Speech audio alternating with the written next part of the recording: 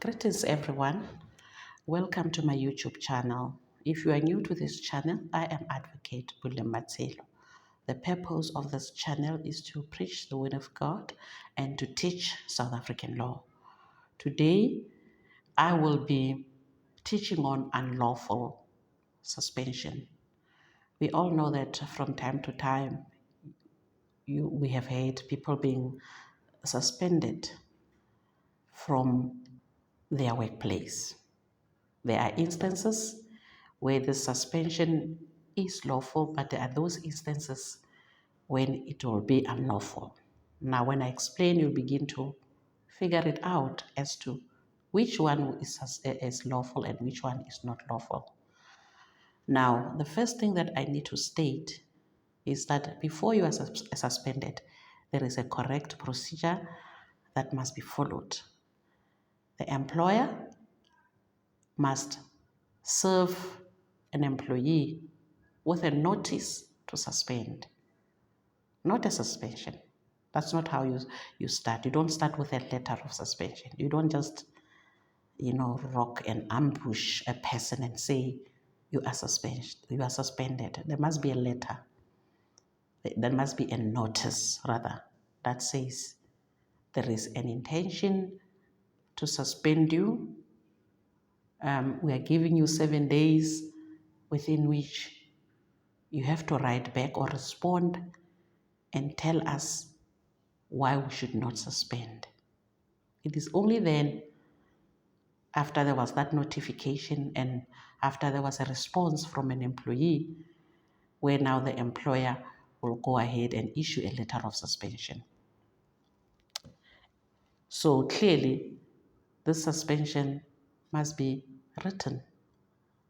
There are instances where they can start by telling you, but immediately thereafter, there must be a follow-up letter to that effect that you are being suspended. And in that letter of suspension, obviously, they must state reasons why you are suspended. They can't just say we are suspending you without stating a reason.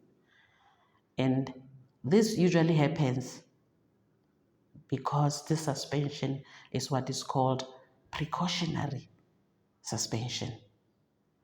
This precautionary suspension would be done because probably you have committed an offense, serious misconduct in the workplace, and you are being investigated. So there's no way in which the investigation will carry on in your presence, because you may interfere with witnesses, you may destroy evidence, and so on and so forth. So it makes sense that as a precaution, you are suspended. That is why it's called precautionary suspension, because this is where they're being cautious, because precaution talks about cautiousness, and the reasons will be stated that you are suspended, and also you can be suspended for health or safety reasons, except for the precautionary one. You can also be suspended as a way of sanction. Say, for example, you committed an offense or misconduct in a workplace.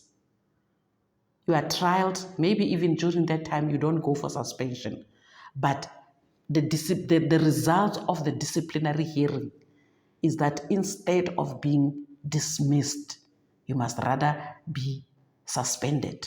So it's a form of a sanction. It's like they can give you a fine. So they decide not to give you a fine. It's like they can decide, okay, we are dismissing you.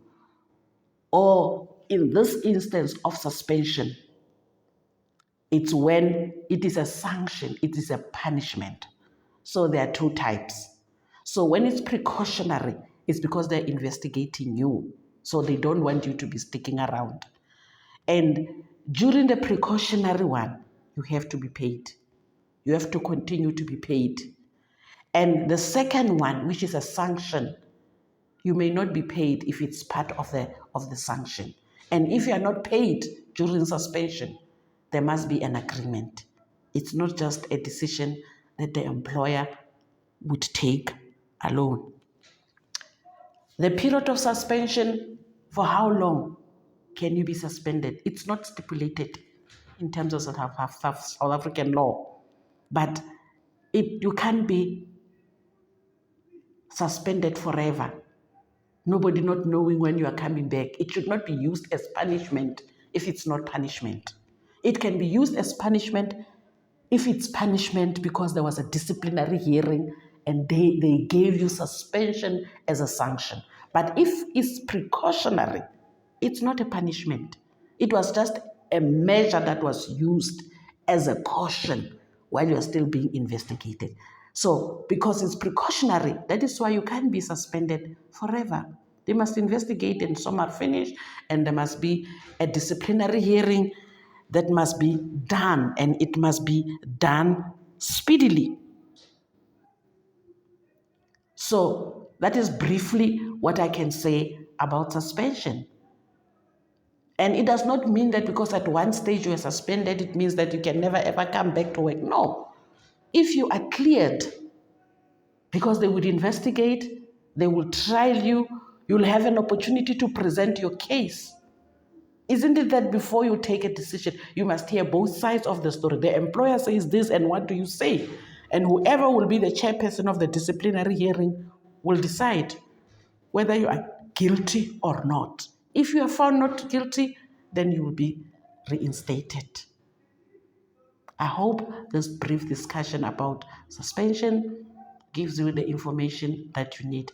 Thank you very much for being part of this channel. Please comment. Please share this channel with other people. Subscribe and press the post notification bell so that you'll be notified when we upload new videos. Thank you very much. God bless you.